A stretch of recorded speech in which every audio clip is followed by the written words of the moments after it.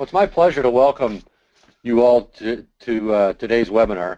And a big thank you to everyone registering and attending. We know how busy people are, so we're working hard to keep these events interesting and on target. We're really excited to have our longtime colleague, Larry Crace, joining me in today. We do encourage questions, so please use the question and chat tools in your webinar console. I'll be monitoring and collecting them for a Q&A session and a discussion afterwards. But one housekeeping note, if you're dialing in on your phone, please mute your microphone. We've had some problems here and there. Once we even had someone on hold, so we could hear the music in the background. So if you please can mute your microphone, that would be great. A little bit about our speakers. Min Bassler began developing his insights about creative thinking and problem solving at Procter & Gamble more than 30 years ago.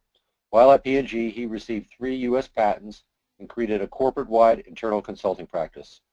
Following his award-winning doctoral research at the University of Cincinnati, Min became a professor of management in the Michael G. DeGroote School of Business at McMaster University. He continues to teach in the Executive Education Program for Aalto University and teaches a course on innovative and creative problem solving at the Conference Board of Canada's Directors College.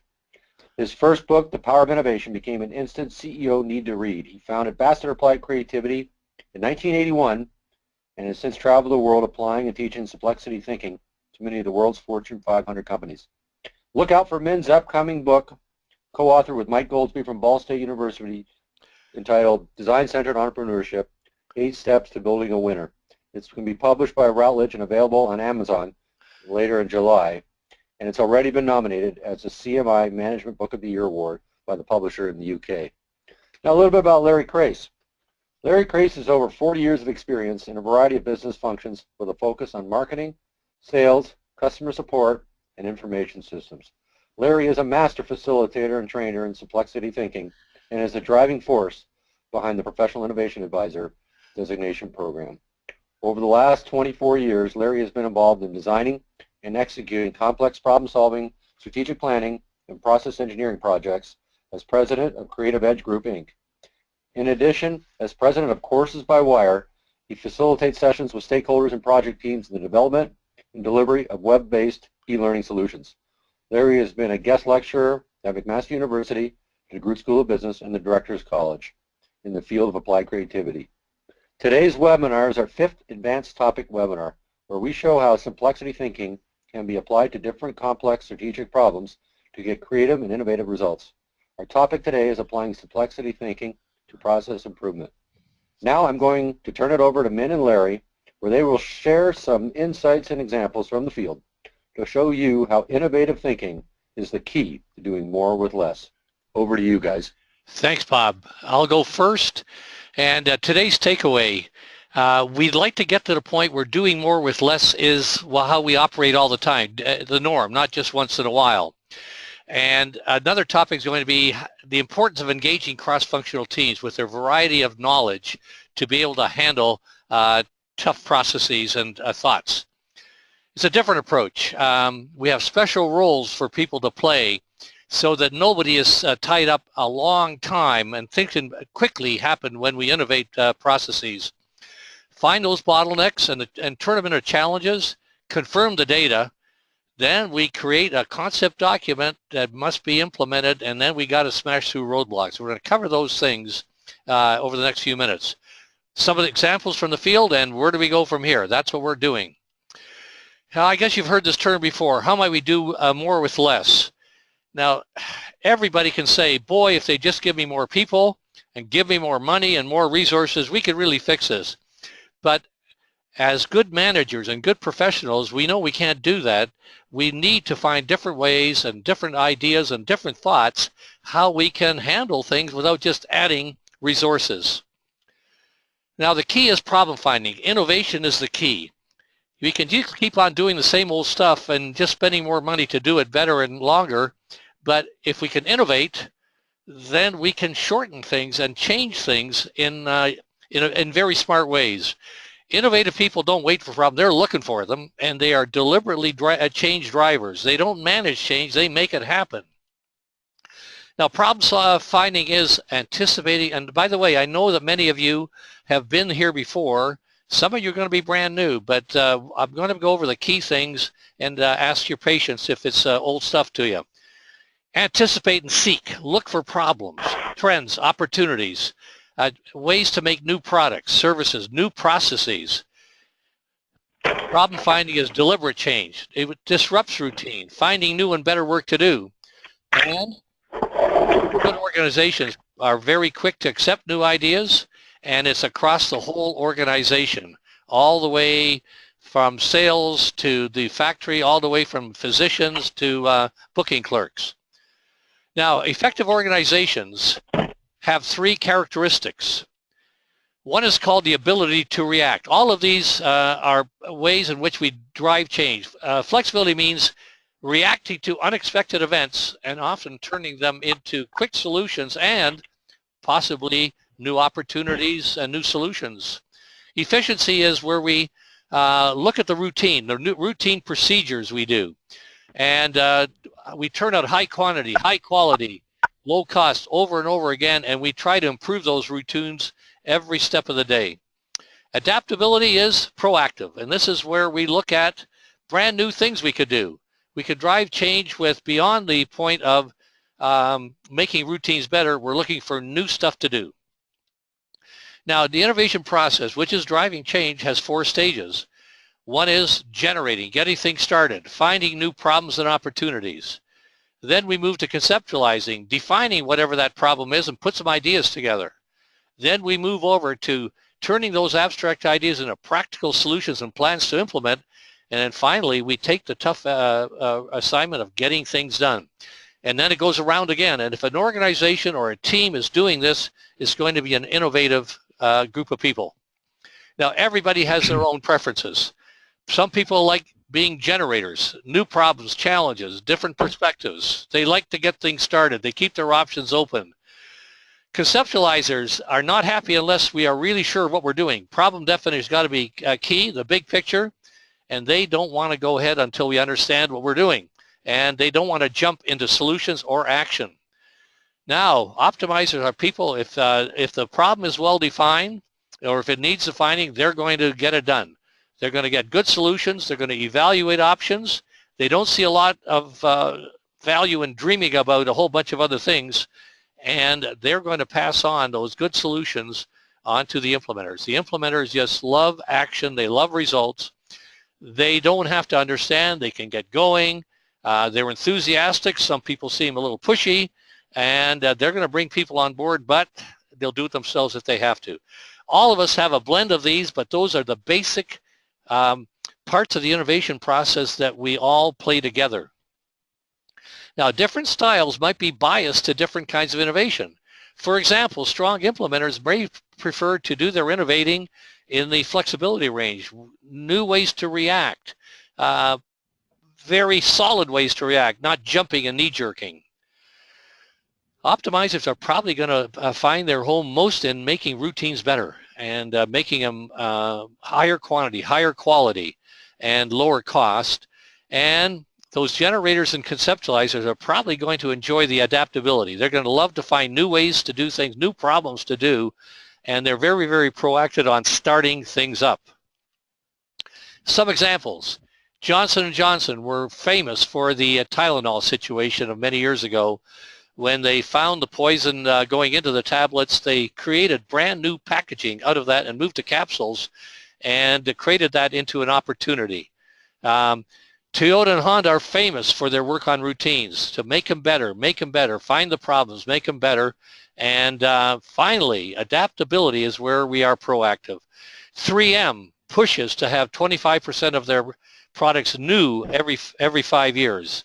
Apple is great at finding problems you don't even know you have and coming up with solutions. Good old Amazon.com did not use the technology to improve efficiency in bookstores. They gave us a brand new way to buy books and other things. Now here we are with the innovation wheel. Generating means problem finding and fact finding. It's 8 steps. Conceptualizing is problem definition and idea finding. Optimizing is evaluation, selection, and planning, and implementing is gaining acceptance and action. Now, this is a blueprint for innovation that can be used for any of those kinds of characteristics we just talked about. Here are what some people are, when we look at the kind of people we have, and we look at Lean and Six Sigma, whose job it is to improve processes, they are heavily, heavily oriented on implementation and optimizing. And we think what we'd love to have is kind of an expansion into the generation side as well, where instead of making small improvements, we might be able to innovate larger changes. Here's a situation where a factory making baby formula is very profitable, even though they have a lot of optimization problems, a lot of quality defects, a lot of rework, a lot of duplication of effort, many things. They band-aid stuff, and they do what we call workarounds. Now, if this organization, and they're really good at implementing, they'll get stuff out and work it around. If they really wanted to improve their profitability to a much higher level, they would take some time to work on optimizing, and they only have one person here in the optimization range. So it's up to them to look at what they're doing, and they could do a lot better if they would spend more time on the optimization portion. Now here's restaurant managers, fast foods. Heavily, as you would expect, heavily implementation oriented, heavily. And this is what they do. This is what they have to do. And why I was asked to work with this group of people was that they were hoping that they could be a little more creative and in this implementation world they're in. Rather than jumping to a first knee-jerk solution, take a little minute to think about, okay, I got a problem. Maybe I can define it, do some conceptualizing, look at it, reframe it a little bit differently, listen to what the customer said, and come up with a solution that might be a little bit different than normal over optimization, and then implement. Now that might take all of 5 minutes, 6 minutes, 7 minutes, 8 minutes, but isn't that a whole lot better than digging yourself into a ditch where you immediately knee-jerk, fire somebody, do something where it could have been thought through a little faster. Now, innovative people, the key is they don't jump into content. When a problem hits in step one, they don't immediately jump into action. And if it doesn't work, jump back and forth and back and forth. And that happens all the time, usually because teams of people feel they're in a rush, they don't have time. And what we're trying to get people to do is take a little bit of time to define the problem before you jump. And this is where we talk about design thinking, and this is really what we mean when we're talking about being innovative. It's not jump, but to take your time and go 1, 2, 3.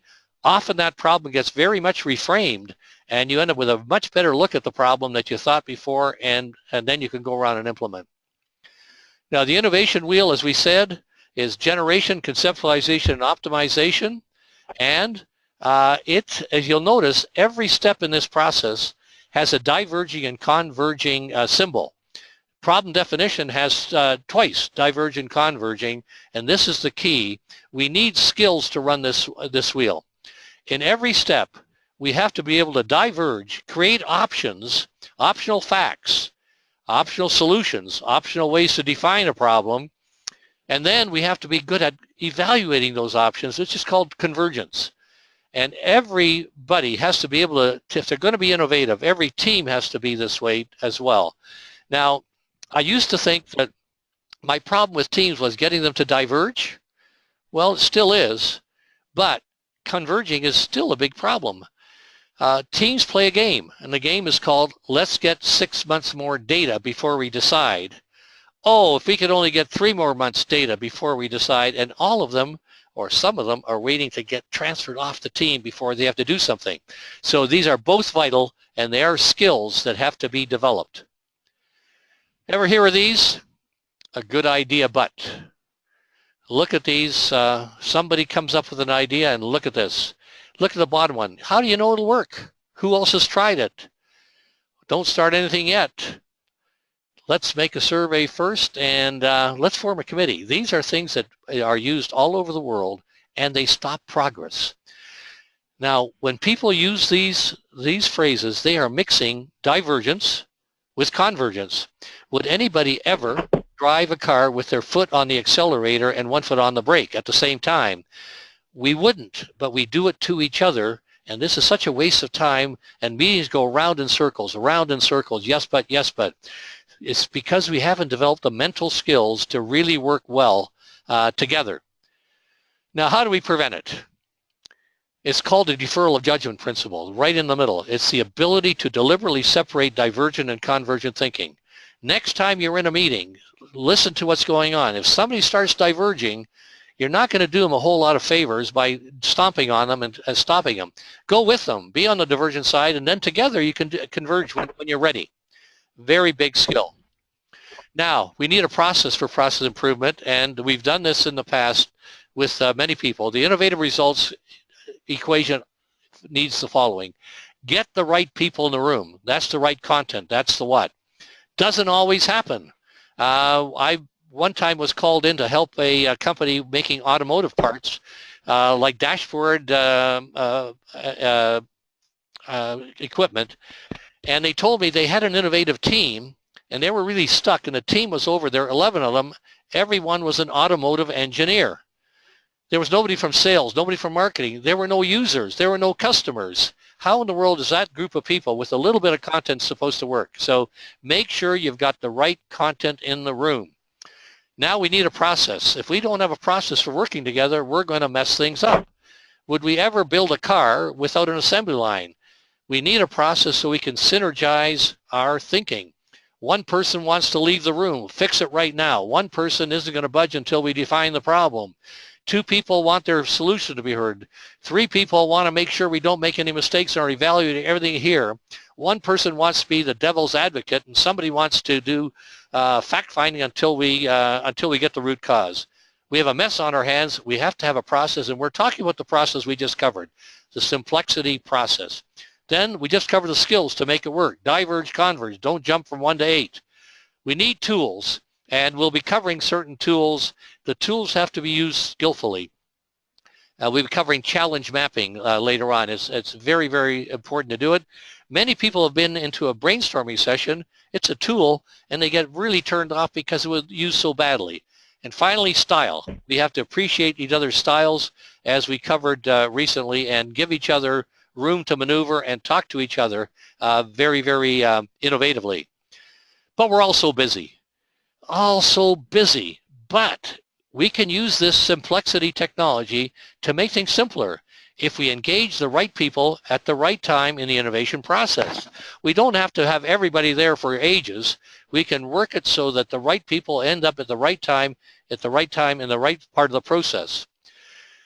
Key is engaging cross-functional teams. Problems these days are very complex. You can't make a change to one part of the organization without messing up another one. They have to be together, and everybody has this unique way of thinking, and the cross-functional teams are going to be that way as well. People are busy. We have silos everywhere where people are beholden to their own objectives in their own department, but they have to collaborate to innovate. So how can we make this easy? And I'm going to hand it over to Larry, who's going to tell you about how we did exactly this in a hospital project that we did. Larry? Thanks very much, Min. Yes, I think what Min has covered off a number of pieces, tools, styles, the process, and what I'm going to do is walk you through a specific project that we executed which demonstrates how each of these were completed or conducted. A couple of things that I'm going to focus on as we go through this material. First of all, the role of the multifunctional steering committee and how that's constructed and why that's so important. Going to introduce a tool called the Simplified Process Flowchart, which is really a form of fact-finding, and I'll show you how that worked. Also, we'll talk about the ability to kind of translate bottlenecks that we identify in the flowchart to process improvement challenges, and relate that obviously to solutions which get implemented. We'll talk about the results, the role of a report card in terms of generating and ensuring those results are achieved. And finally, we'll talk about innovation project learnings that came out of the team that actually executed this particular project. So Min, if you could turn to the next slide. So a little bit of background. This is an organization that is in Hamilton, and they had an issue. Their issue was really, they were focused on digestive diseases, and they were finding that there was increased volume, but they were not getting any additional resources to support that.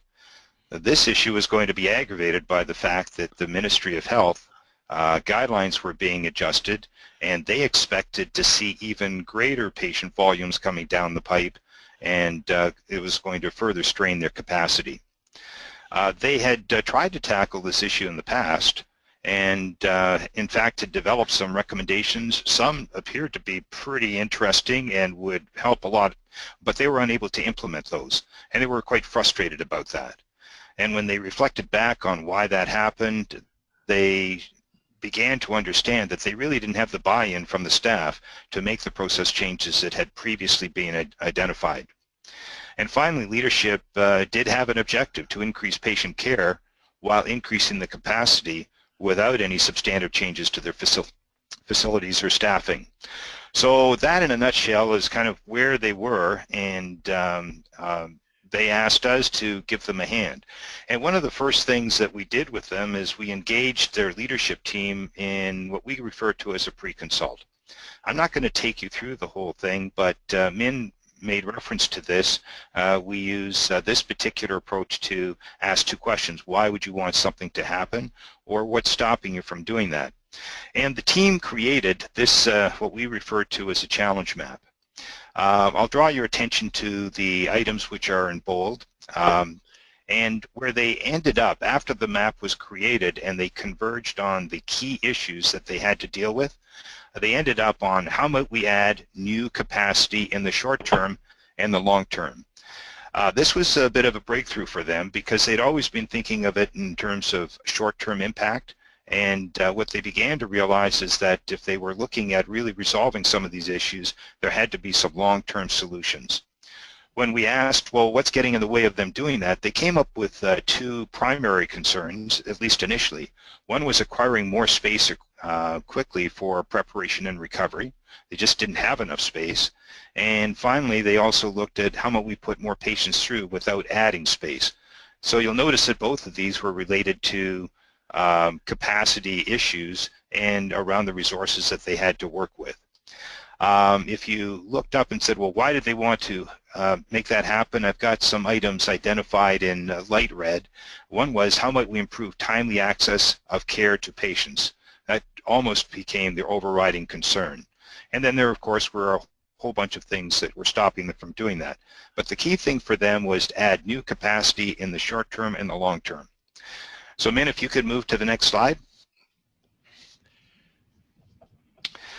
So this is the approach that we took with them, and you'll notice it does synchronize with the slide that Min talked about earlier. You can see the process in the center, but there are a number of tools and approaches that we use to help them deal with this. First of all, when we looked at problem formulation, the simplified process flowchart became an important element, and I'm going to show you an example of that. The concept of identifying process bottlenecks became an important consideration for them, and I'll show you how they identified that. And then the idea of converting those bottlenecks into process improvement challenges, the how might we statements, and then finally confirming that they in fact had picked the right challenges and they had structured those properly with some very specific confirming data. We referred to that as the problem formulation stage. If a good job is done there, then they engaged sub-teams. So this wasn't the steering committee, this was a sub-team, one for each of the assigned improvement challenges, to begin to look at solutions that they could implement to deal with those. And then we engaged the steering committee to take a look at the solutions from the various sub-teams to pick the final ones that they wanted to move forward with. And then finally, as Min suggested, the issue here becomes solution implementation. And of course, this was a source of frustration for them in the past. So the idea that given that we've come up with these solutions, let's make sure we get them in place. And so the way they tackled that is they had implementation teams, but the implementation teams would typically run into roadblocks, and you had to use this approach, the simplex approach, to work through those particular roadblocks and ensure that the solutions actually were implemented and they were getting the results that they expected. We drove that through the development of weekly action plans, so people understood that they were always going to be front and center, and we were tracking that, how that proceeded. And we also looked at the assessment of results. The idea here was that the solution, although it might have been implemented, is not working unless you in fact are achieving the results that you expected. So that was the overall process flow that we looked at in terms of working with them. So Min, if you could move forward. So just a word about the simplified process flow. This became an important tool because, quite frankly, very often teams and people within organizations or within groups within the organization are not aware of all of the different activities and how the overall flow deals with it.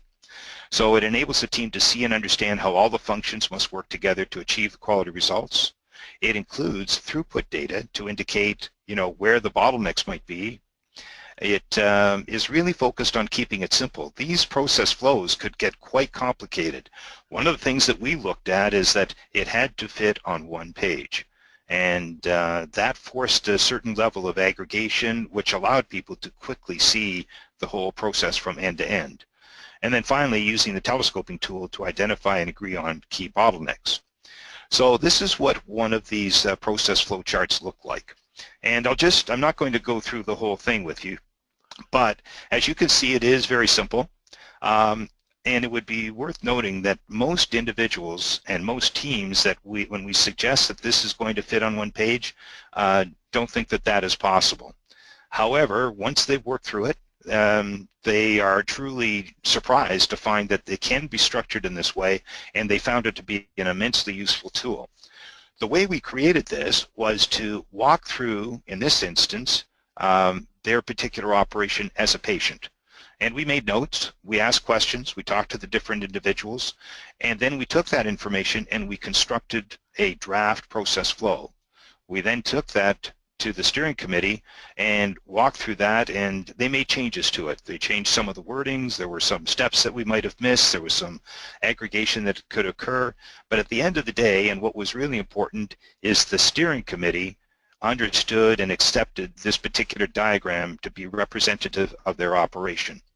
You'll also notice that there's color-coded, and so we use colors to indicate that the roles of the different functions. And you'll also notice that each of the boxes, we tried to be very descriptive in terms of what was happening. So often there was a very specific verb that was applied. We talked about who was responsible for carrying out the activity, and we tried to explain what the output was. And so this became not a cryptic description of the process flow, but a very descriptive description of the process flow. So with that in mind, and with that nailed down by the steering committee, we were then able to turn our attention to, well, where are the bottlenecks? And so, Min, if you could move to the next page. So the concept of a bottleneck was interesting. What we asked them to do is to understand that when we talk about a bottleneck, we're looking for a step in the process or steps in the process which inhibit the overall activity and throughput of the process. So if I'm looking at a process flow that had different capacities, I would be looking for a process step that had the smallest capacity associated with it, because it would be holding up all the subsequent steps. And so that was the concept that we asked them to apply, and then we asked them to apply that to the process flow, or the process flow that we identified. So here's the process flow that we identified, and you'll notice that some of these are identified in or outlined in red. And so the team spent quite a bit of time looking at the overall process flow, putting dots on where they thought the bottlenecks were, and then agreeing on what the key bottlenecks were. And as you can see, they identified 5. Step number 11 was conduct pre-procedure activities. Number 12, conduct the actual procedure. Number 15, move patients by stretcher to the recovery weight room and provide verbal nurse report. Number 16, review the discharge criteria in the recovery. And number 17, physician conducts consult with family members if required. So the team looked at that and said, we have no idea what the solutions are, but we know that these are areas within our process flow that are causing us lots of grief. How do we know that? We typically find backups after each of these steps. So that was the bottlenecks and one of the key tools that we looked at.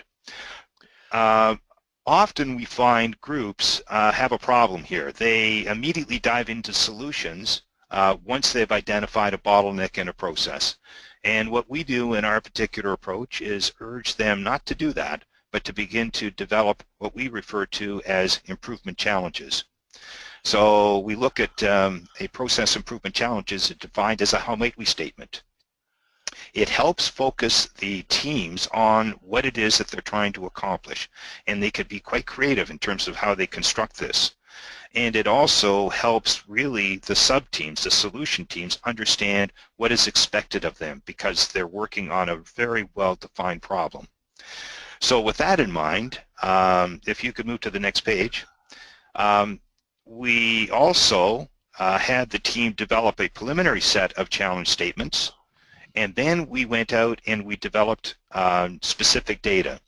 Sometimes this data was already available in their systems, but in some cases we had to carry out very short-term types of data collection activities.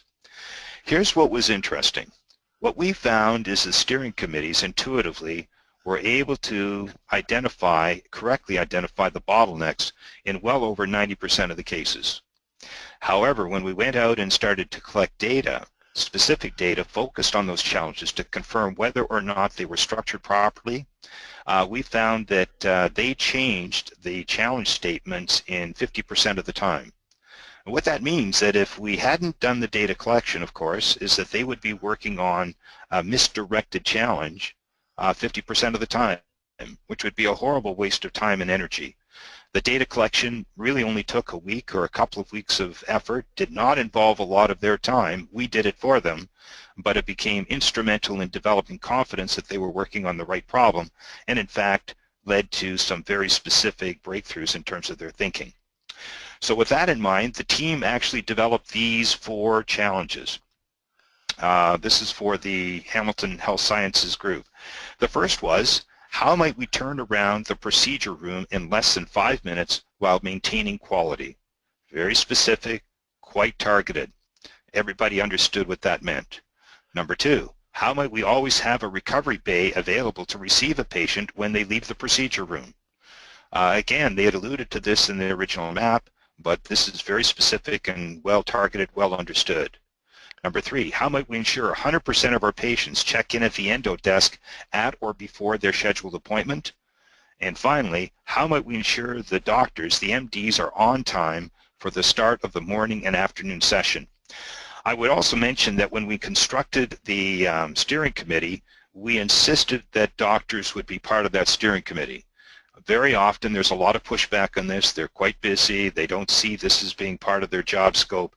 However, as you can see, if you're really going to tackle any of these challenges, and specifically item number 4, if doctors are not engaged in that particular activity, then you're not going to be able to implement a solution that comes out of it. So those were the specific challenges that came out of the group.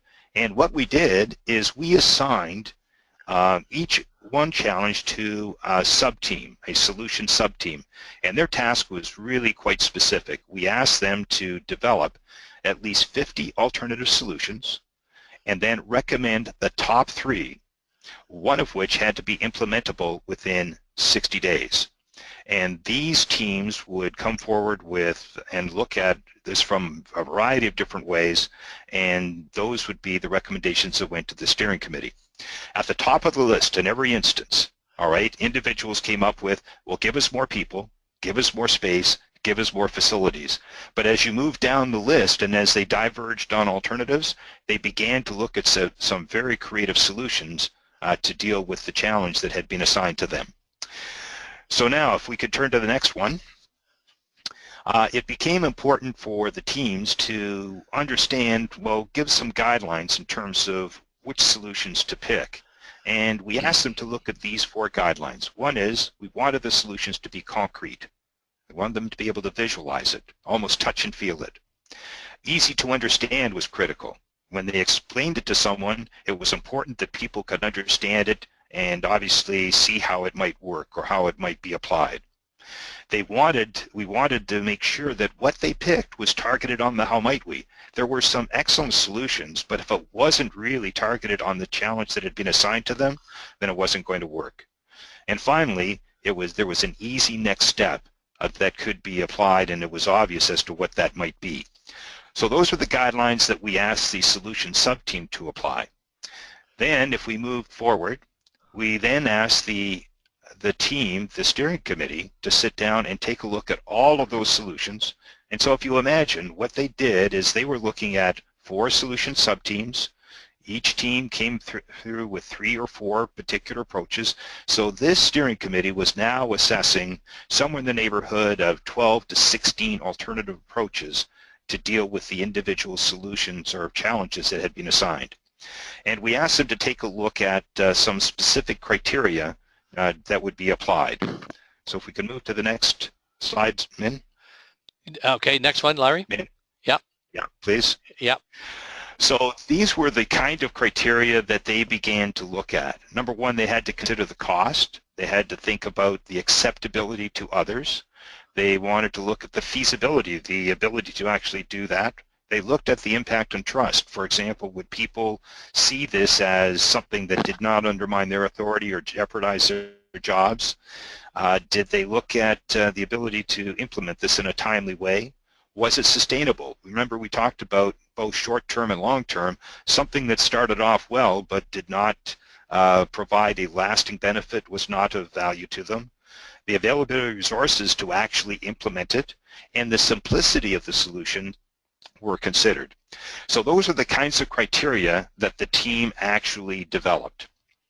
Now, for the solutions that they selected, we actually created something called a concept document. This is a one-pager that captured the thinking that went into that particular solution. It became very important in the next stage, and I'll explain how that worked in a second. It included these sections. If you look at item number 3, it included the background, the process improvement challenge that we were focused on, the solution that was selected. It was a brief set of statements as to why we thought this solution would solve that particular challenge. That was the rationale. We looked at the measures of success. How would we know if this solution was in fact working? And finally, we began to look at what are the milestones that we might look at in terms of implementation. So as I mentioned before, it was an important tool for chartering the next phase or implementation teams who are going to be involved in actually making this happen. So after the steering committee had created these solutions, had identified the solutions were assigned to implementation teams, and these were not necessarily the same groups for the solution teams. And we had a couple of objectives associated with that. We obviously wanted to look at individuals being part of the implementation teams that had a commitment to it. If there were people who were going to push back on it, we wanted them to be part of the implementation team. And we looked at making sure that these are individuals that had the energy and the focus to actually make it happen. So it also broadened the involvement of individuals in terms of the actual initiative. So those were the roadblock sessions that we were engaged in to actually implement the solutions. So if we can move forward, Min. These were the 4 or 5 solutions that they chose to implement. One is clean up and remove unused junk and improve the flow. Number 2 was have patients come 45 minutes early to ensure there is always a patient available for a procedure slot. Number 3 was have the clinic clerk phone patients 3 working days prior to appointments and give them important information.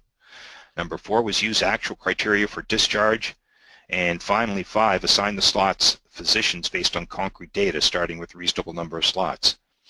So those were the 5 solutions that they committed to implement, and implementation teams moved those forward. So you'll notice that those 5 solutions, there was nothing that involved more space. There was nothing that involved additional resources. They were all things that they had within their power to execute in a timely way. So what came out of this? three things. First of all, they were able to reduce the average time between a patient leaving the procedure room and a new patient arriving by 82%. And that was one of the key bottlenecks that they had identified. The second bottleneck that they identified is they were able to reduce the average time a patient remains in the recovery room by 32%. But most importantly, they were able to increase the throughput of the number of cases handled by 33%. So we executed the Simplexity process, but we used some very different tools with which to handle that. Here were the learnings that the client came up with. First of all, they said complete participation was required to build solution implementation commitment. Happened right at the beginning, right through to the end. The independent project and implementation facilitation was critical. Not consulting in this instance, it was facilitation. It was helping the team perform their task. Number three, creating and agreeing on the simplified process chart was critical in terms of identifying the bottlenecks. And the best opportunities, quite frankly, were not necessarily always obvious. They had to be identified and confirmed through collection of concrete data. Timely group problem-solving sessions to eliminate the bottlenecks became a key component of eliminating the roadblocks. And then finally, the quantitative metrics gave them confidence and allowed them to see that they were making tangible progress moving forward. All in all, a very successful project. So with that, man, I'm going to turn it back over to you to talk about Frito-Lay. Larry, that was great. I'll just take a few minutes on looking at let's look at a manufacturing situation, process flow. And I've mentioned this, this is a great session that we had over the years at Frito-Lay, US. And what was happening was there was a problem with inflation. Inflation was running rampant at the time.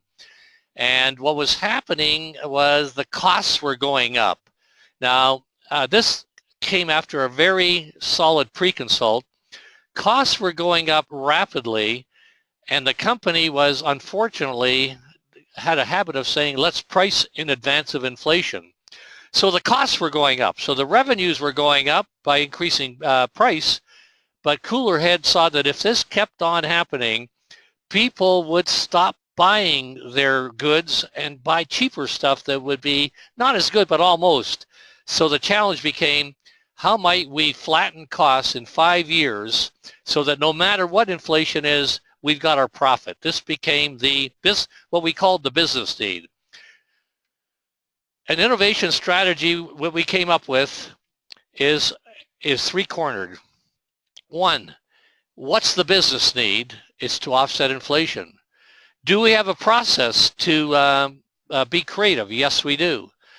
But we're awful busy people, so let's take and figure out how we're going to structure this. And it's forming interfunctional teams to get together, use the process, solve problems that are going to improve our costs, and that became our strategy. Now, make it as measurable as possible and start at the top.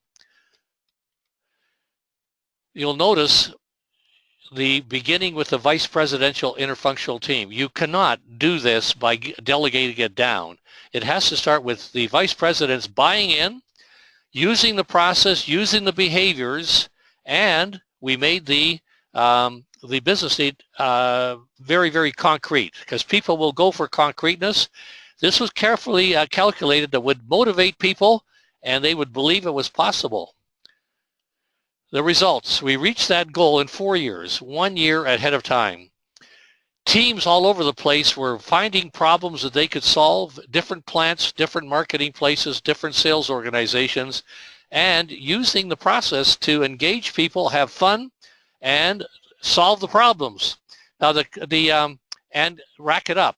And we would monitor, and the results would be posted it was like a United Appeal thermometer as we got better and better. What happens is you get a culture change. People start saying, how might we?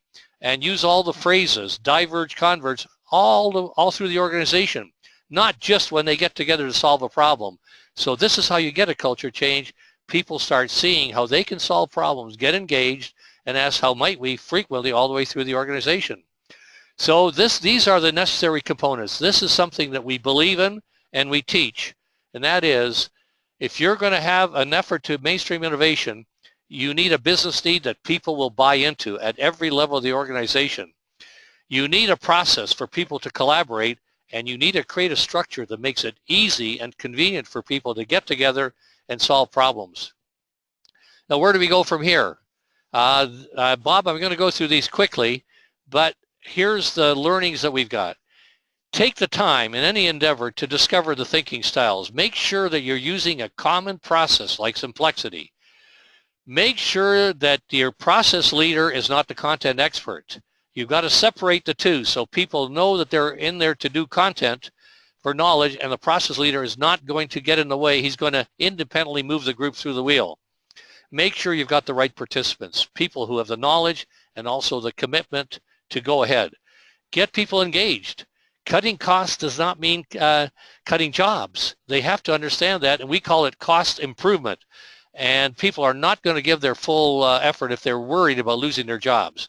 If there's some jobs become available, put them on innovative projects. Respect people's time and schedules. We all have day jobs, and Larry went through how we did that in the hospital. Give them time and make it important. Use tools to gain consensus. Make sure everyone has a voice. You don't want people buying in and saying, well, I'll go along with it. You want people to say, yep, that's me, I'm for it.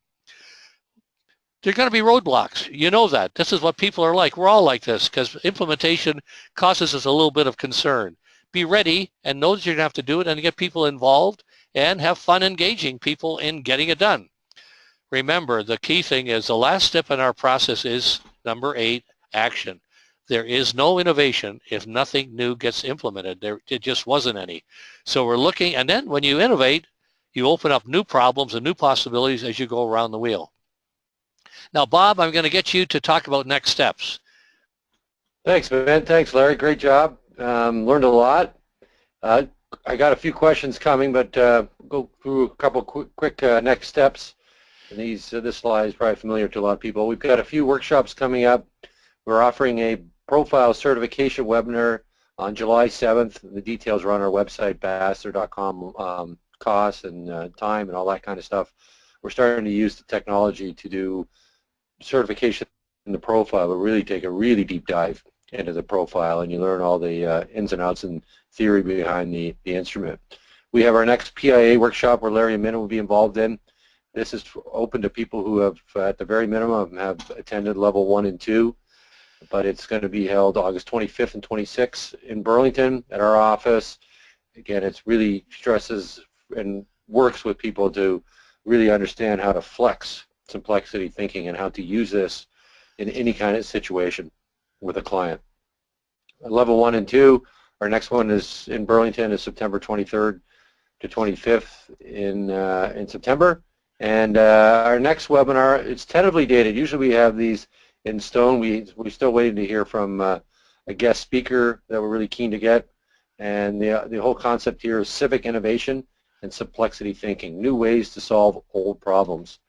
We're going to be talking about, Simplexity thinking and like municipal government and how we are working with some municipalities locally and doing some really amazing things that probably old problems in new ways, but it's really neat to get when you get people engaged, people involved in the process, and become a city that is thinking how might we rather than no we can't. And we hope to have a really neat webinar that people will want to tune into, because I think it impacts all of us in our lives. So any other questions and inquiries, there's our email addresses are there, bob@basser.com, min@basser.com, and L. Crace for Larry Crace at basser.com. There's our phone number, and I've got some questions here, and I think a couple of these Larry, are kind of directed your way. So because a lot of these are related to your example, and here's the first question we have. Do you feel the teams lose ownership when the steering team is identifying the problem versus the team doing the sort of the solution work? The issue here is to make sure that there's a good transition between the work that the steering committee does and the work that the solution team does and the work that the implementation team does. So the way we tried to handle that is there was a very specific part of the agenda. When we were charting the solution teams, we had someone from the steering committee there that reviewed the thinking that went into why these were specifically selected for them to target. And when we looked at chartering the implementation teams, we used the concept document as a means to allow people to understand all the background and all thinking that went into that. The other thing we did is, particularly for the implementation teams, we structured the concept document as being the draft, and we gave the implementation teams the opportunity to adjust that. The focus obviously would not be to change the challenge or the solution, but the background information, the rationale, and the other parts of this and the milestones were all developed by the implementation teams, and the objective there was to make that concept document their own as opposed to something that was handed off to them. Thanks, Larry. How did you take into account patient needs for comfort, reducing anxiety and room-to-room movement, and disorientation in recovery? A couple of things that were done. There were some interviews that were done with patients to make sure that we had factored that in. But the main thing that we wanted them to do is that it happened right at the outset when we did the walkthrough as a patient. And so it was actually pretty easy for us as an outsider, having not experienced this and not being expert in the procedures or anything of that sort, to ask lots of really dumb questions from a patient's perspective that really forced the steering committee, the solution teams, and the implementation teams to always come at this from a patient view and a patient perspective.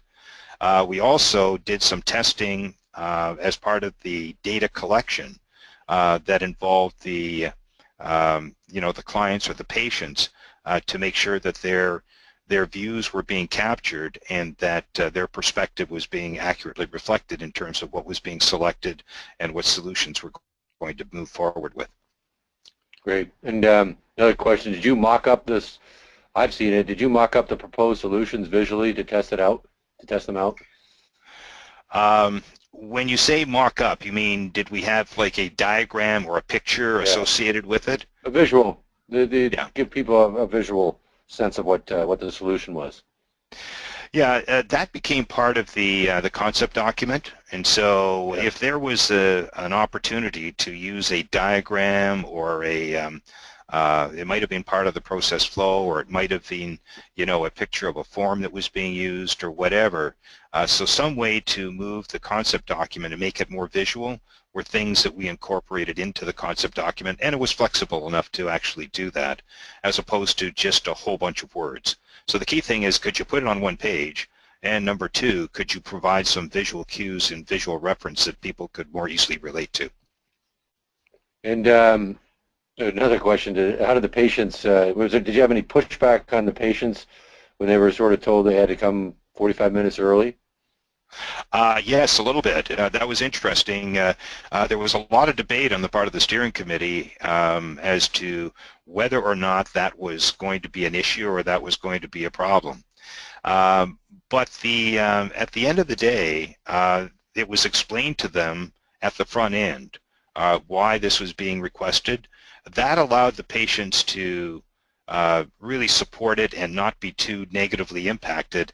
But most importantly, what the patients began to see and understand is that the flow for them through the whole procedure was much smoother. They weren't sitting and being stressed, if you will, in a waiting room or things of that sort. So although they were asked to come a bit earlier, and as long as the explanation was given to them, and we delivered on the promise that if you come a little bit earlier, it's going to be much smoother, then the patients were very, very satisfied with the results. And in fact, we tested that at the back end. What we did is we did some survey work after about their overall experience, and in every instance, they were very positively impressed. And the issue didn't become coming a bit earlier. It was the overall experience was much more positive than what they thought it might be like. And another last question related to Larry, just it was around sort of overall staff time used in the process, and how did you integrate the extra time or the time required to execute these projects into people's regular working days? It's a good question, Bob. A couple of things that we did. Number one, you'll notice that we did distribute the work amongst three teams. There was a steering committee, there was a solution team, and then there was the implementation teams. And in each instance, we were able to be very specific as to the time commitment that was required. So, for example, we told the steering committee that it would take them a half a day, all right, to review the process flow, the draft process flow, and to identify the bottlenecks. We said, we'll go away and collect the data, all right, and it'll take another half day for you to review the data and finalize the process improvement challenges. So the steering committee began to understand that we could be very specific and precise as to the amount of time commitment that was required. And for the steering committee that involved doctors and nurses, we were able to execute this project requiring 2.5 days of their time from beginning to end. We also, for the steering committee, were able to specifically state the date. So right at the outset, we created the schedule. We knew the steps that we're going to be going through, and we were able to lay out the dates that worked for them right at the outset, and then we stuck to those. For the solution teams, it required 2 hours of their time. So not a big commitment of their time, but it allowed them the opportunity to input and be very efficient in terms of doing that. And for the implementation teams, we were quite specific in terms of the amount of time that it was going to take to charter them, although obviously the actual implementation effort was going to be dependent on the scope of the challenges and how many roadblocks they were going to be confronted with. So that was a little bit more open-ended, but that was really the key. Okay, thanks, Larry. I got one last question. Well, it's a three-part question to Min, and I'm going to throw it at you, Min, and you got 3 minutes. Yeah. How do you compensate for a team that is unbalanced on the 4 profiles? Do you just change the participants? That's part one. And regarding a constraint when participants have limited time, if time is not as much a constraint, does the method change? And lastly, is the method applied exactly the same way in all contexts and for all types of problems? So this will be our last question. Yeah. And again, if there are any extra questions, I'll try to get back to you individually, but at the same time, please email me with any other questions that you have. I'll be happy to, between Min and Larry and myself, get back to you. Yeah, the first one is you take what you get, but often if you've got a chance to bulk up the team at the beginning, that when you are ready to start, you try to get a mix in. However, don't forget these are preferences, and a very good facilitator is someone who can basically, their preferences, they're not skills, and a good facilitator will take what he's got and he will move the group through, and by involving people early in doing the profile, understanding it, they get the idea that we're supposed to be moving around the wheel no matter whether we're this or we're that, and we are going to work together to make it work. So it's these are states, not traits, and you make it happen. If you only have a small amount of time, you might find out that your team is heavy on one versus another, and you might, if you only got 4 hours, do 1 hour on the part they know how to do, like implementation, and do 3 hours on the part they don't. So you can make it happen your own way. But engaging them, they'll help you make it work because they understand the process. And Bob, I don't know whether I really understood the other 2 questions, but I forget them now. Could you ask me again? Well, one is about, does a method change? Does a method change for any kind or all types of problems? And of course the answer is no. The method doesn't. Because we don't get into the content. So. But you might have to like we flex the process as Larry went through for the hospital. The process remains the same, absolutely the same. However, how you make it work, how you flex it, depends on the situation you're in. You invent new tools if you have to, but the process itself and all the phases remain the same. Always trust the process and make it in planning everything. Make it planned out so that process is going to work for you. What was the final one, Bob? Well, just about you know, it was about the constraint for time. Does the method change? I think you've kind of answered yeah, that. yeah, I think I've done that. Yeah, you do what you have to do, and if you've got 5 minutes, use the process. If you've got 5 hours, use the process. But you have to be good at swooping through it and plan it so you've got the time. And make it work that fits the client's time frame. Do what you have to do and make it work. But the skills are always the same. Part of what we teach in the Professional Innovation Advisor program is exactly those, those types of situations. So anyway, we're out of time. And Bob, let me say, we do appreciate the questions. And that's what the PIA stands for up there, Professional Innovation Advisor, which is very, very key, and you develop those skills. Okay, well, again, thank you again for everybody for tuning in. Thank you, Larry, for your contribution, Min, as per usual. And we look forward to having everyone tune in September. And please, again, we're happy to answer questions. So any other questions we didn't get to or didn't answer, or any comments or feedback how we can do these better, we're wide open. We have big ears, and we'd be happy to hear from you. So until then, have a great summer, and we look forward to seeing everybody in the fall. Thanks again.